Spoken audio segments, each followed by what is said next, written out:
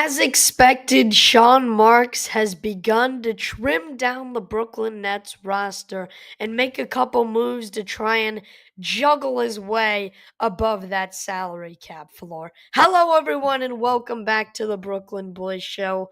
Wednesday, September 17th edition, streaming to you live on YouTube. Appreciate you all tuning in. Smash the like button, hit subscribe. Helps us tremendously right here on the show, and it's 100% free. So if you could take 3 seconds, do that, like and subscribe. It would help us a ton. We're on our road to 500 subscribers. We're at 452, so 48 subscribers away. You guys are the best. Continue to hit like, continue to hit subscribe. Want to get your thoughts up here? Throw those in the chat. We will react to those in just a couple of minutes, like Jonathan has already in the chat. He was the only bird who gets the worm today. But nonetheless, you guys are the best tuning in right here. Beautiful Wednesday evening. A little bit of a couple minutes delayed start. Just had to wrap up a quick dinner there before the show. But a ton to talk about in Nets world. Sean Marks has got the memo that he needs to trim the roster down within the next 6 days before training camp and media day, which is next Tuesday. And then officially training camp practices will begin 1 week from today. That's Wednesday. So media availability Tuesday. We'll get interviews from coaches, general management, and all the players. So that'll be a ton of fun and some content to look out for there. And then practices again run through 1 week from today, next Wednesday, run through the end of September into that first Friday in October, which I believe is the 3rd. And then they play their first and only home game at the Barclays Center in the preseason against Hapoel Jerusalem on Saturday, the 4th.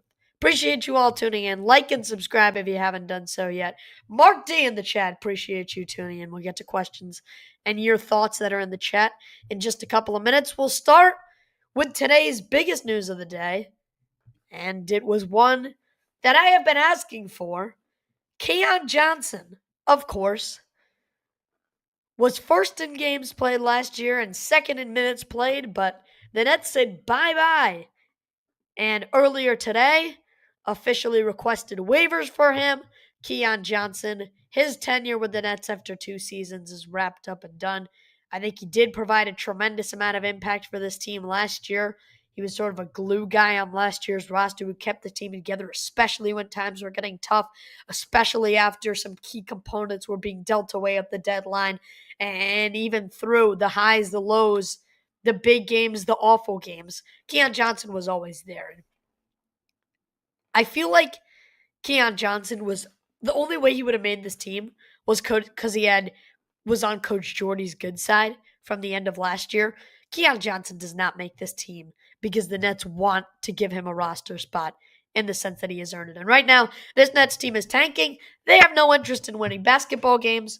So you say goodbye to the guys who have the less amount of potential, and that's Keon Johnson. Look, he did provide a tremendous impact for this team last year, and I would be remiss if I did not highlight that. 24 and a half minutes a night, 10.6 points. And, even though it's 10 points a game, that doesn't jump out to you in the box score, but it was an impactful 10 points, 2 assists, closer to 4 rebounds, 31% from 3, not great, but not bad. And overall was just a guy that was there, is what I would say about Keon Johnson. He didn't make or break the team. He was probably good in the locker room, although I can't tell you for sure. He brought the energy to the floor. That's what I can for sure give you. He was hustling after loose balls. He was a team player. He was getting up there on the breakaways for the slams. We got some iconic Iron Eagle calls, which, by the way, shout out the Yes Network.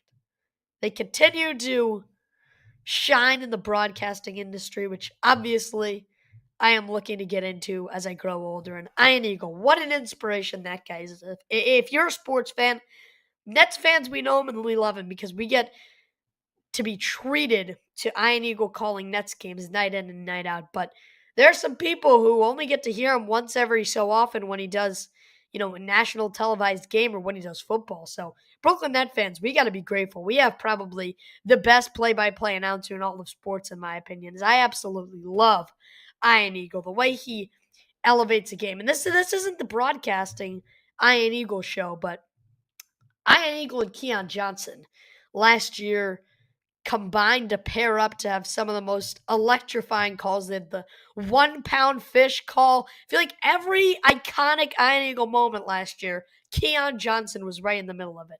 The 1 pound fish, um, there was Keon Can Fly, which we laugh about all the time, that call. There's just so many. There's Iron Eagle trying to pronounce skibbity. Like, he went his 10th straight Nets play-by-play Emmy and his 11th straight in the past 13 years with Nets. That's via Eric Slater. Iron Eagle, man. Doesn't get much better than him. So a quick shout out to him while we're on the Keon Johnson topic, because I did think it was a good transition into it. The two were right there alongside each other for the most probably influential moments of the season last year. Excuse me, but it is a good riddance to Keon Johnson, who is done with the Brooklyn Nets. And yeah, he played a significant impact on this team last year. But he's only 22 years old, you might be saying to yourself. You got to understand how old that is in the NBA. There were guys like Janai Broom who were second-round picks literally because they played 3 years in college. Like, if you weren't 19 in last year's draft, you were not cream of the crop talent. The younger, the better. People want to get done with the one and done rule and have guys go straight from high school into the NBA. It's because you have more talent there. It's undeveloped. And 22 might sound extremely young, but that is old for the NBA, believe it or not. And as a guy, Keon Johnson, coming out of Tennessee, entered the league at age 19 after only 1 year as a freshman in college. It's going to be his 5th season already. It's hard to believe. So, for Keon, it's going to be his 1, 2, 3. Yeah, he's played 4 years. It's going to be his 5th season. His age 19, his age 20, 21, 22, and he's upcoming on 23. So 5 seasons at age 22 going 23 years old. That's crazy young, and that's how they start him these days. Start him young, develop him later, see what happens. But unfortunately, at this point for Keon Johnson, after the Nets picked up him and the other 4 player options on this team, it was only a matter of time before the Nets needed to trim down their roster. They kept him around to keep their options open and to have him in case for some reason a spot opened up for him. But the Nets did the right thing. They weren't shy. They weren't afraid to move on from a guy that they had on the roster last year. And I think this is the right move. You hate to see a guy who played 79 games last year for the team. Let me fact check that. Yes, 79 games. Started 52 of them, I think. Hate to see a guy like that go. But it's what had to happen. They say the NBA is a business, and they mean it for real. And so the show goes on. Appreciate you all tuning in. Smash like and hit subscribe. Timothy Park in the chat says what's up. Appreciate you tuning in, Timothy. Like and subscribe if you haven't done so yet. If you're new to the show, helps us grow a ton. Share this with friends and family and throw questions, comments, and thoughts in the chat for me to react to. I want to get to all of those. Nets, NBA, whatever you got. But Keon Johnson, we say goodbye. When is Connor back? Well, Connor did make a half appearance on Monday night's show. Excuse me, I got the cough bug. He made a half appearance on Monday night's show, came in for the back half of the show, just popped in after his Jets show finished up. But right now he is on an overnight school field trip. So that's where my partner in crime is right now. He is in South Jersey, sleeping over on a school field trip. So I covered his Jet show earlier today. This is going to be my second podcast of the day, coming off of staying after school for an extra 2 hours at Speech and Debate Club, trying to get better at my public speaking there. So, yeah, I've had a lot of speaking and debating, you could say, about sports, about the world. So it's been a busy day for me, but I'll tell you what, Timothy, I love busy days. Busy days are when I'm at my best.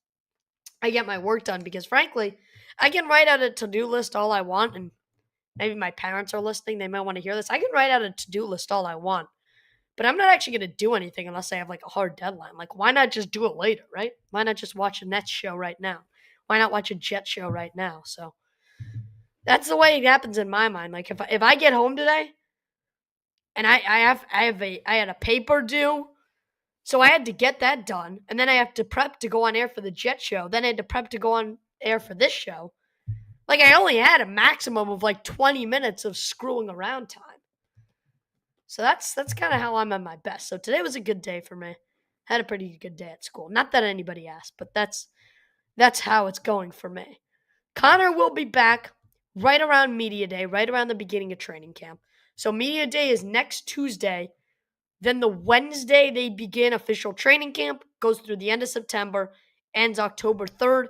First preseason and only preseason game at the Barclays, as I mentioned earlier. Hapoel Jerusalem, October 4th, Saturday at 8 p.m. So I will not be in attendance. Let me know if you're there. Let me know how it is.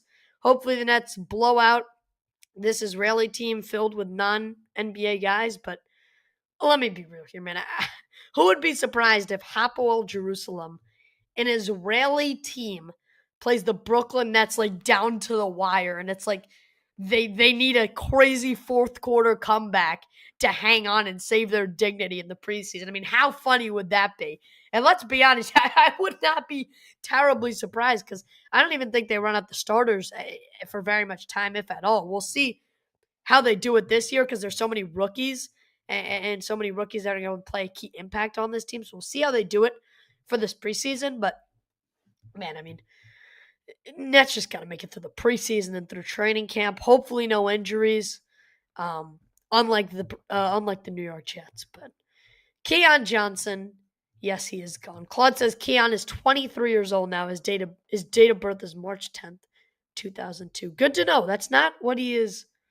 That's not what he was listed as. But thank you for that, Claude. Appreciate you tuning in. A esteemed listener right here on the show. But again, like and subscribe if you haven't done so yet. Helps us grow here. Mark D, question for you. Keon wouldn't play that much with all the guys we brought in. Absolutely. And we'll get to questions in a bit. But Mark D, I forget. Have you been chatting in for a while or are you sort of new to the show?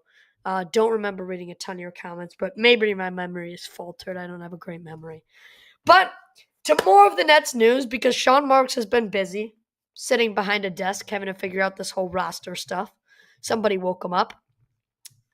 Earlier today, the Brooklyn Nets signed guard/forward DeAndre Davis, but then immediately after, Michael Scotto on X, who is a beat reporter for covering the NBA for Hoops Hype, said, quote, the Brooklyn Nets signed DeAndre Davis to a partially guaranteed standard NBA contract, these sources told Hoops Hype. Davis won $85,300 guaranteed. He's expected to be waived, and that money will count against the cap, a similar deal to David Mwaka, who was also waived.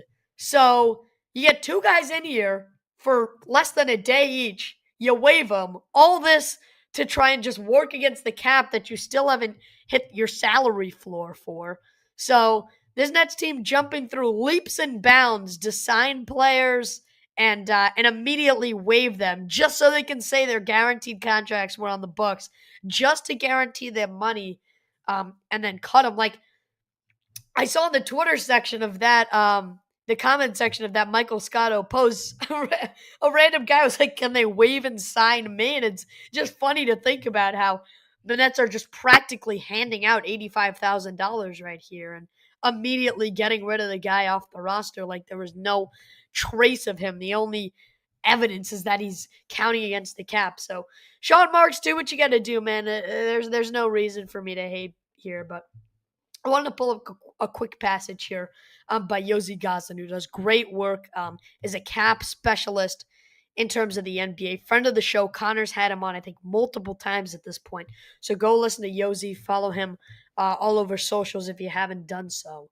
But he says, quote, the Nets waived David Nwoko to create the roster space necessary to acquire Kobe Buffkin from the Atlanta Hawks, which they did a couple days ago for cash considerations. Instead of signing an Exhibit 10 contract, he signed a non-guaranteed contract worth the rookie minimum, $85,300, partially guaranteed. This is the maximum guarantee money the Nets can give him while keeping his two-way eligibility with them, as well as keeping him eligible to play for the Long Island Nets. Rookie Counsel IV is also expected to receive a partial guarantee, according to Brian Lewis of the New York Post. The Nets may give him and possibly other players they bring into training camp the same guaranteed amount to help reach the salary floor. So they still need to reach that salary floor. If you didn't know yet, Rookie Counsel IV's contract, they signed him, a month ago? Still nothing put in the book. So this is like what they did with Day'Ron and Zaire, but those are both now official. Zaire 12.5, Day'Ron 12. I think Zaire is a team option on the second, 2 years apiece. But Rookie Counsel IV still hasn't officially been put in the book. So the Nets will get to add that to their salary cap at some point. And he says he's also expected to receive a partial guarantee, but that'll count against the cap. Against the cap. And that's what the Nets are looking for right now, as crazy as it sounds. They need money, and they need contracts to just go in and out of the door and officially be put down in the books to reach that salary floor, as Yossi Goslin says at the end of this little passage from his article here. Read at the top, read at the bottom. Interesting cap hoops for Sean Marks to jump through. And then again, DeAndre Davis signed and then officially waived. And then Eric Slater confirms this official. The Brooklyn Nets have requested waivers on center David Mwoka. So I thought initially they might actually give him a roster spot because he's born and raised in Hong Kong as like sort of a publicity stunt for the NBA China games. But that also meant you would have had to clear roster space to even bring him into camp to get him through training camp and then get him into the preseason games, which seemed absurdly silly for a publicity stunt. I'm so happy we got that off there. And then Mwoka will, to Long Island, at least to begin the season. So the Nets add another body to the G League roster. Overall, just the cap moves for salary reasons all around. And to recap, Keon Johnson waived. Great athletic guard, but he was injured even after doing a ton for the team last year. Earlier today, they signed and waived DeAndre Davis, and they requested waivers for David Mwoka, who will be sent down to Long Island. And another official congrats to Ian Eagle. Smash the like and hit subscribe if you haven't done so yet. Questions, comments, thoughts, throw those in the chat. Please, please, please, anything related to the Brooklyn Nets. I'd love to react to a couple of your questions. We have some loaded up here, but not nearly as much as I would like. So if you can, throw questions, comments, thoughts. Doesn't even have to be Nets related. NBA, anything to talk about here. Beautiful Wednesday, September 17th edition of the show. And if you haven't done so yet, subscribing completely helps the show. And ladies and gentlemen, a big round of applause to Mark D, who confirms he is new to the chat. That's what I thought. I didn't recognize the profile picture. I didn't recognize the name, but you were giving such sophisticated Nets takes that, like up here, for example, that I would have thought maybe you'd been in the chat for a little while. He says, I've watched a bunch, but I'm new to chatting. Mark D, my friend, we need more people like you. So we appreciate you tuning in. Subscribe if you haven't done so yet. And he says it's set up for which young guys will be a part of the future. Mark D, you're the best. So glad you're now in the chat. Hopefully you become a regular. Hopefully you continue. Yes, Timothy, get on board with it. Welcome, Mark D. We appreciate you and everyone tuning in. Quick break for those of you staying with us on the program here. We'll hear from our presenting sponsor, Shoreline Sports Cards, right back. Every question, comment, thought read immediately after this break. So load those up. Anything you want to hear about, you're listening to The Brooklyn Boys Show, streaming live on YouTube, Wednesday, September 17th. You are listening to The Brooklyn Boys Show with your host, Connor Long. If you're enjoying the show, drop us a sub and leave a like. It helps more Nets fans find us. Quick break, then back to talking Brooklyn Nets basketball.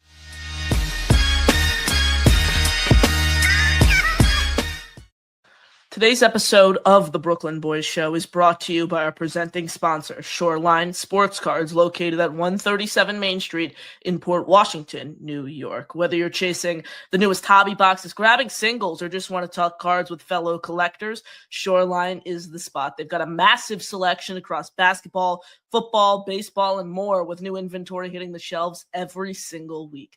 If you're local, make sure to stop by the shop at 137 Main Street in Port Washington and check it out for yourself. If you're not in the area, no worries at all. You can still keep up with Shoreline by following them on Instagram, eBay, and whatnot for product drops, live breaks, deals, and hobby updates. All links are right in the description down below. Huge thanks to Shoreline Sports Cards for supporting the show and the Brooklyn Nets community.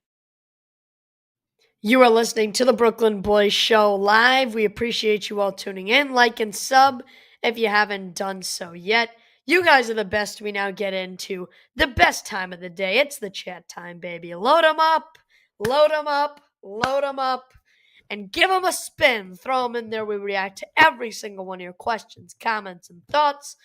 We will say what's up to everyone in the chat first. Mark D says, hi, thanks, appreciate you. Timothy Parks, up Josh. Claude Smith is in the building as usual. So is Jonathan, the one and only, and BK Mark 360. Some of the best we got in this community. You guys are the best. Appreciate you all tuning in. Like and subscribe. Let's see. Mark D starts us off. Keon Johnson was injured and needed time to rehab. Absolutely, but this wasn't the place for him to do it. You have guys on this team that are going to come into the season injured, and that's probably Haywood Highsmith for you. But Keon Johnson's potential in the league is dead now. You know what you're going to get, and it's going to be nothing more. So his time for the Brooklyn Nets was done. When they drafted 5 rookies and 4 of them could play the guard spot, you kind of knew that's when the evolution was, the proof was in the pudding at that point. Once you finally said, yeah, okay, we'll go guard heavy in this draft. You were giving up on Keon Johnson. You were giving up on these vets. I would not be surprised if Jalen Wilson or Tyrese Martin are one of the next, if not both, the next 2 to go, because guys with no potential left in the tank, and you know what you're going to get? This Brooklyn Nets team is looking to lose games this year, not get consistent average role play that doesn't add into anything. He says, plus he had a $275,000 guarantee deal. Yes, and he was part of that 1 year. They had the player option on 4 guys, and they took them all back in, so that'll work against the cap. Absolutely right. Mark D. Claude Smith, Keon is 23 years old now. We went over this. When is Connor back? If you missed it, he'll come back around media day for us. Let's see. Keon wouldn't really play much. With all the guys we brought in. Yes, it's exactly what I said. 5 rookies, but not only that, it's not just that there's young guys getting brought in, and Kobe Buffkin, I'm counting as a young guy for all intensive purposes here. But you also brought in Michael Porter Jr. to score the ball for this offense. You also, let's not forget, brought in Terrence Mann to be a veteran guard and be a mentor for these young guys. And you took in Cam Thomas on the QO. So there's 3 guys right there that Keon Johnson's role last year gets filled by. And you re-signed Zaire, you re-signed Dayron. There's no playing time on this team for Keon Johnson, no matter what way you slice up the pie. So I completely agree. Keon was always going to be done. And I appreciate what he did for this Nets fan base. This isn't like the Tosan Uwoma wave where I'm like, oh, yes, get him out of here. Never wanted to see him in a Net jersey in the first place. That's not what this is. That is not what this is at all. I think that Keon Johnson played a valuable role on last year's team, but the time had come, and all mediocre things must come to an end. That's how the saying goes, right? Let's see here. Next season, we will separate the quote-unquote true Nets from the pretenders. I think this roster was set up to be terrible. Are we talking about the true Nets fans? Because if you're talking about the Nets fans, the fans that are watching now are in for the long haul. If you're watching on September 17th pre-training camp, as I see that the Yankees have taken a 7-2 lead on the Twins in the midst of their playoff hunt, if you're here pre-training camp, you're as diehard as diehard gets. Let me put it that way for you. But if you're talking about the Brooklyn Nets players, I think next year is so essential for this team. You get the rookies situated to the NBA level. You get them actual pro basketball experience, even if that's on Long Island. You're still developing them, seeing what you have. There's a chance you flip some of these vets. Like, there's been interest I've been hearing around the league for Jalen Wilson. If that's the case, buy. If not, you probably cut him. But Terrence Mann, certainly somebody teams may have interest in. Michael Porter Jr., it's going to be tough with a big contract, but there's no doubt teams would love to have him on their team, if not for the added publicity in the wrong way there. If you know, you know. But absolutely, like, there are just going to be guys, I'm sure, who quit on this team, and Cam Thomas highlights that package. So that's not what Coach Jordy's about. That's not what this team's about. That's not the culture they preach. If it is what this team's about, perfect. I'm 100% wrong. This team is full of idiots that can't manage a basketball team. Maybe that's true. So we'll find out. But I actually have faith in this coaching staff, whether we do or not. Let's see. It's a setup for which young guys will be a part of the future. Absolutely. That's what this whole season's about. And that's why a guy like Keon Johnson doesn't fit the role to stick around. Excuse me. Coughing season, am I right? Plus, we are hoping we can land big star or free agent. I can't do this. Like, I talked about this with Spenny and the Nets, Spencer Shenman from Spenny and the Nets. Great guest, by the way. Listen to that interview if you haven't yet. And he was like, the only way I can see the Nets getting Trae Young is if they also trade for Giannis. Today, do you know how much of a disaster that would be? Sure, the Nets could pay for him, but this team doesn't even compete. I say this like I feel like every show at this point. You can't just add superstars to a terrible team and say, boom, there we go, we're contending. Like, you need a team around the player to be able to effectively get the most out of that player. You can't just sit there, like, oh, perfect. Okay, we got Trae Young. Not sure what else is happening on the roster. Not sure what Nick Claxton's going to do. Not sure if we have 4 other NBA quality starters, but we got Trae Young, 30 points a night. I'll sit back, relax, and let him steal the show. Because that's what the Nets thought was going to happen during the Big Three. And it's clear when you don't have depth, you don't win games. So I do not want a big star free agent. Come 2-3 years down the line, you're talking the 2027, 2028 offseason. Perfect. Please indulge. You've gotten your draft picks. They've developed. Yegor Gioman, hopefully, fingers crossed. I don't want to jinx anything. Knock on wood here. Knocked on wood for you all. Knock on wood. Yegor Gioman's actually the guy that the Nets thought he would be at 8. The true facilitator. The future of the Nets point guard position. Running the point for the next decade plus. You got your guy in the 2026 draft. You got that top 3 pick, AJ DeBansta. You got your Cam Boozer. Nets roster is loaded. That's when you delve in to the superstar pool. That's when you say, okay, we're a player away. We are a superstar player away from being great. That's when you go in. But not now. You don't get a Trae Young now. You dive in when the time is right. And not just because you have enough money to do it, and not just because you haven't hit the salary floor yet. You dive in when it's perfect timing.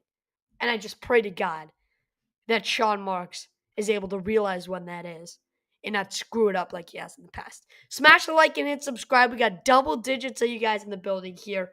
If you all hit subscribe, we would be that much closer to 500. If you all hit like, it would help this outreach grow significantly on this channel. So if you haven't yet, hit subscribe, hit like, hit that notification button. But no, Mark D, I am not hoping for a new superstar. Let's see. B Mark 360. I wish they would have drafted a big man. Obviously, you got Danny Wolf there at 26. 27, excuse me. But yes, would I have loved for them to get back into the draft and get back into the lottery? Trade some of those late firsts for a Derek Queen? My goodness, trade some of those late firsts, hold it, for a Kuman Malawach? Oh no, I'm fantasizing right now. I'm out of my mind. I'm pulling a Sean Marks. I'm out of my mind. Um, yeah, I would have loved for the Nets to trade up back in the late lottery.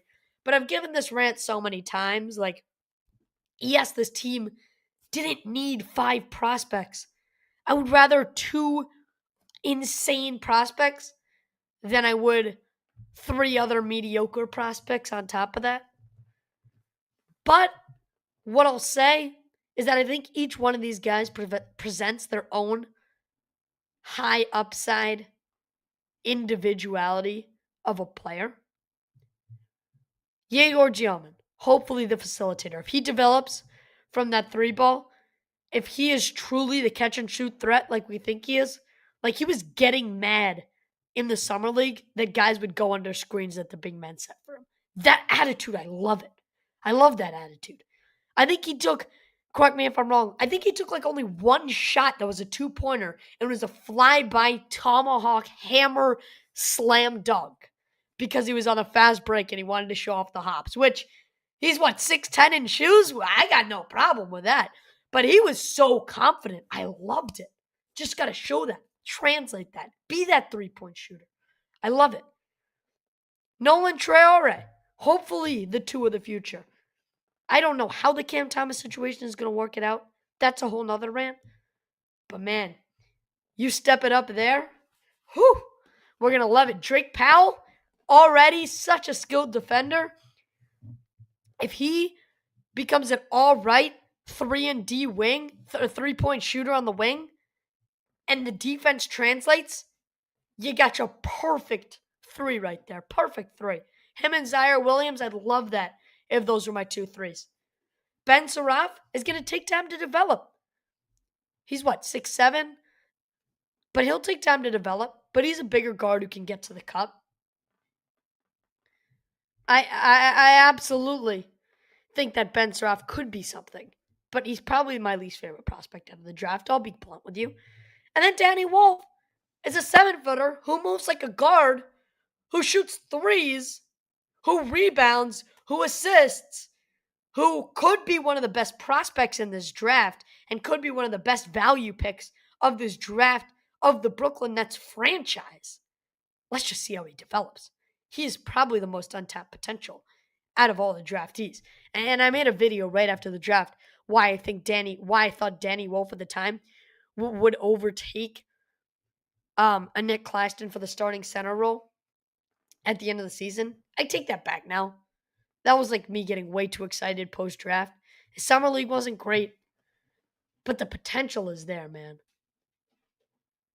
And I am so excited for to see this class develop. It's going to be an awful season. No doubt. I'll be the first to tell you.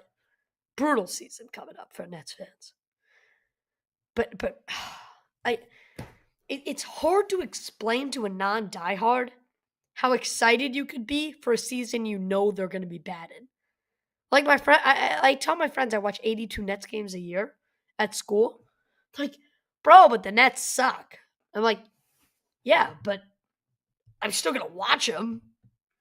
Like, I don't just bounce around between the Knicks and the Nets, whoever's better. I do know people who do that. I'm not going to name names, but I do.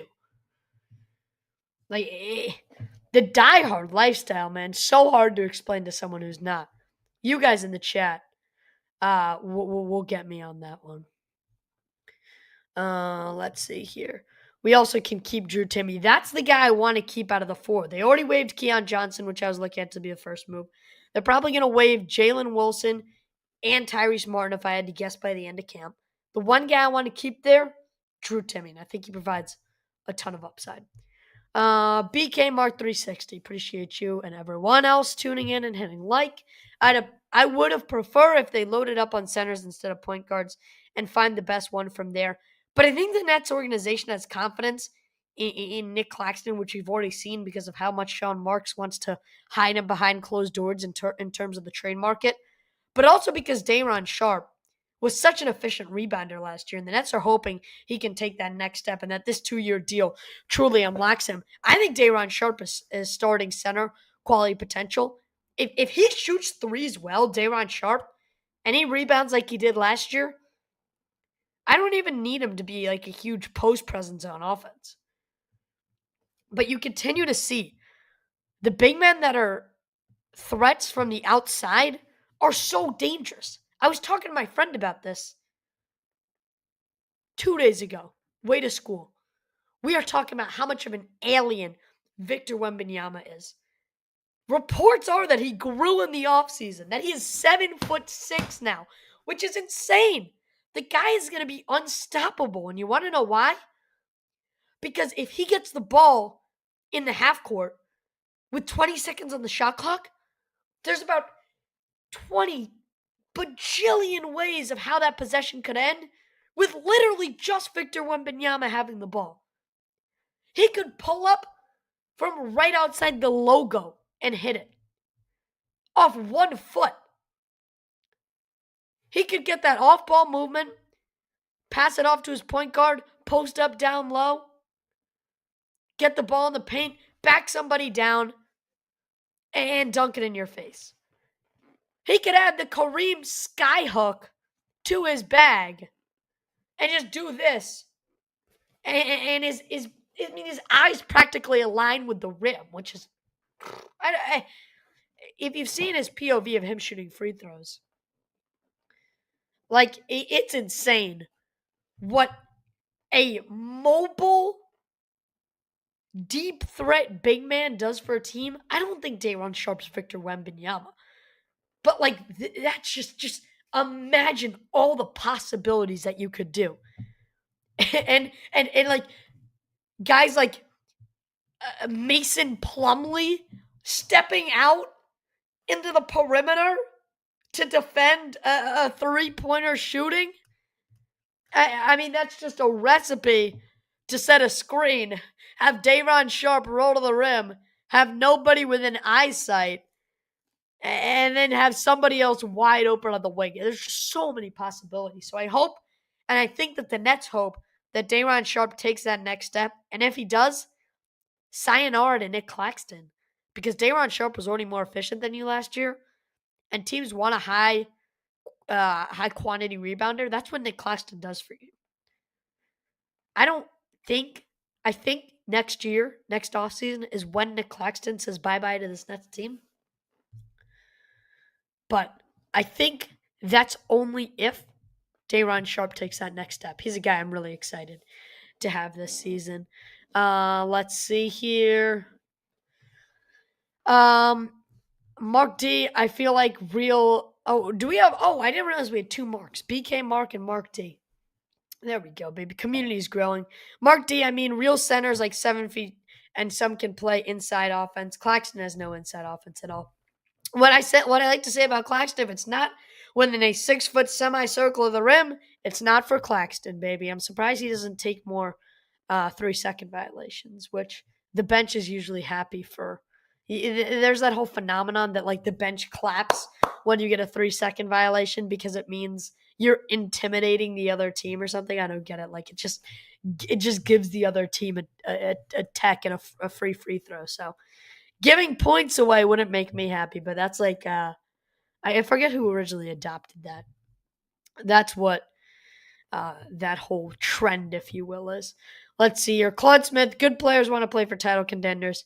Nets have a while to go before that. For sure, this team is not contending for a title anytime soon. This is a draft pick season. I got to scroll back up to a couple of Jonathans here before I forget, and then I'll get back to all your guys live. Jonathan, before the show even started, says, at the Brooklyn Boys, Keon Johnson was the next roster cut casualty, and we shouldn't be surprised. His scoring inefficiencies were too ghastly, and he's a third stringer on a good team. Correct. I think he's worse than a third stringer on a good team, and he's injured. So all around, Keon Johnson just can't do it for me. And then Jonathan also comes in and says, Josh, apparently Marks is finalizing signing players to main contracts and then quickly waiving them to the G League to reach the minimum salary floor. Is a salary dump off the table now? Yeah, that's what he's been doing. So that's what he did with DeAndre Davis earlier today. That's what he did with David Nwoko, who they just requested waivers for him to go to Long Island to also earlier today. So that's how Marks' plan to reach the salary floor. I would think that the salary dumps are kind of over and that Sean Marks is kind of tired of acquiring a second round pick.